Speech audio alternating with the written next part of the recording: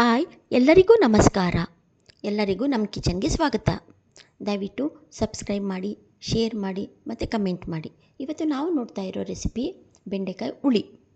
ಬೆಂಡೆಕಾಯಿನ ಗಾಲಿ ರೀತಿಯಾಗಿ ಹಚ್ಚಿಟ್ಕೊಂಡ್ಬಿಡಬೇಕು. ಹಚ್ಚಿ ನಾವು ಮುಂಚೆನೇ ರೆಡಿ ಮಾಡಿಟ್ಕೊಂಡ್ಬಿಡಬೇಕು. ಈಗ ನಾನು ಅದನ್ನು ಬಾಣಲಿಗೆ ಹಾಕ್ತಾಯಿದ್ದೀನಿ. ಬಾಣಲಿಗೆ ಹಾಕಿ 1 ಸ್ಪೂನ್ ಅಡುಗೆ ಬಳಸೋ ಎಣ್ಣೆನ ಹಾಕ್ತಾಯಿದ್ದೀನಿ.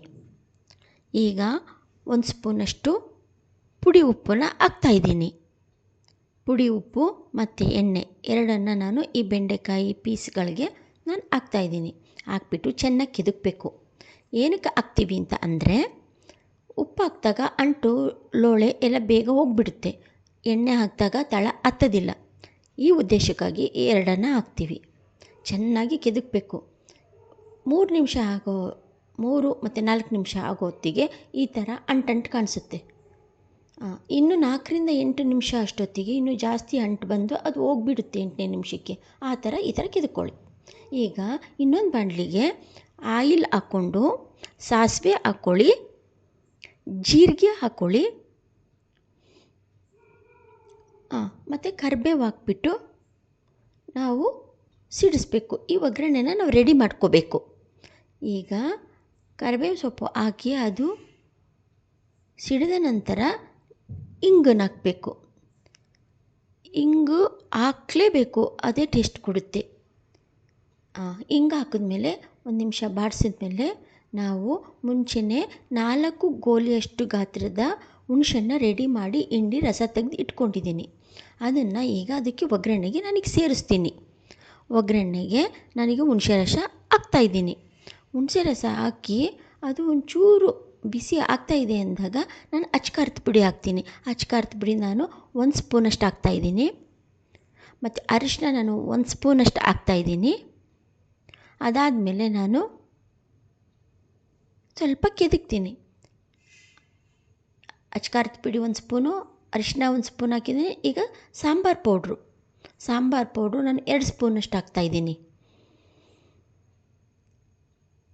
ಈಗ ಅದನ್ನು ಚೆನ್ನಾಗಿ ಕೆದಕ್ಬಿಟ್ಟು ಹುಣಸೆ ರಸ ಮತ್ತು ಸಾಂಬಾರು ಪೌಡ್ರು ಖಾರ ಎಲ್ಲ ಚೆನ್ನಾಗಿ ಹೊಂದ್ಕೋಬೇಕು.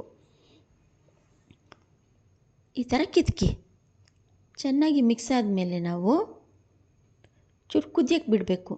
ಈ ಕುದೀತಾ ಇದೆ ಅಂತ ಗೊತ್ತಾದ ಮೇಲೆ 1 ಸ್ಪೂನ್ ಸಾಕು.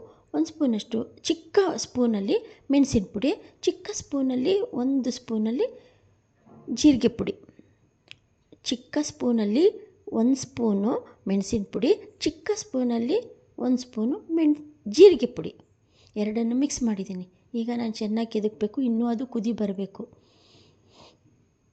ನೋಡಿ, ಕುದಿಯಕ್ಕೆ ಶುರುವಾದಾಗ ನಾವು ಬೆಂಡೆಕಾಯಿ ನಾವು ಹಚ್ಚಿ ಹುರಿದಿಟ್ಕೊಂಡಿದ್ವಲ್ಲ, ಆ ಬೆಂಡೆಕಾಯಿನೆಲ್ಲ ಇದಕ್ಕೆ ಹಾಕ್ಬಿಡಿ.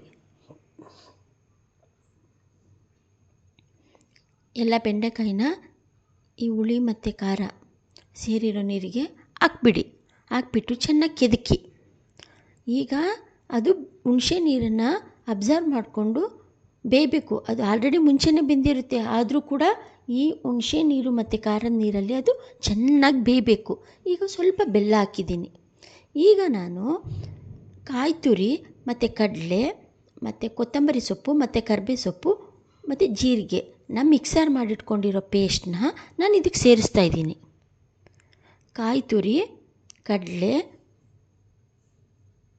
ಕರಿಬೇವು, ಕೊತ್ತಂಬರಿ, ಒಂಚೂರು ಜೀರಿಗೆ ಇಷ್ಟನ್ನು ಮಿಕ್ಸರ್ ಮಾಡಿದ್ದನ್ನು ನಾನು ಸೇರಿಸ್ತಾ ಇದ್ದೀನಿ. ಸೇರಿಸಿದ್ಮೇಲೆ ಚೆನ್ನಾಗಿ ಕೆದಕ್ಬಿಟ್ಟು ಉಪ್ಪು ಹಾಕ್ತೆ ನಾನೀಗ. ಉಪ್ಪು ಹಾಕಬೇಕು. ಉಪ್ಪು ಹಾಕಿ ಚೆನ್ನಾಗಿ ಕೆದಕಿ. ಅದು ಕುದಿ ಬರಬೇಕು. ಮುಂಚೆನೇ ಬೆಂದಿರುತ್ತೆ ಅಲ್ವಾ.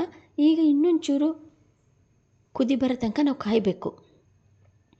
ಅದು ಗೊತ್ತಾಗುತ್ತೆ, ಸ್ವಲ್ಪ ಮಂದ ಬಂದಂಗೆ ಆಗುತ್ತೆ. ಚೆನ್ನಾಗಿ ಬೇಯುತ್ತೆ, ಕುದಿ ಬಂದಂಗೆ ಆಗುತ್ತೆ. ಘಮನೂ ಕೂಡ ಸ್ಮೆಲ್ಲೇ ತುಂಬ ಚೆನ್ನಾಗಿರುತ್ತೆ. ಅಷ್ಟು ಚೆನ್ನಾಗಿ ಸ್ಮೆಲ್ ಬಂದಿರುತ್ತೆ. ಈಗ ನಾನು ಕೊತ್ತಂಬರಿ ಸೊಪ್ಪನ್ನ ಆ್ಯಡ್ ಮಾಡ್ತೀನಿ. ಇದು ತುಂಬಾ ಈಸಿ ಇದೆ, ಎಲ್ಲರೂ ಮಾಡ್ಬೋದು. ನೀವು ಒಂದ್ಸರಿ ಮನೇಲಿ ಮಾಡಿ ನೋಡಿ, ತುಂಬ ಚೆನ್ನಾಗಿ ಬರುತ್ತೆ.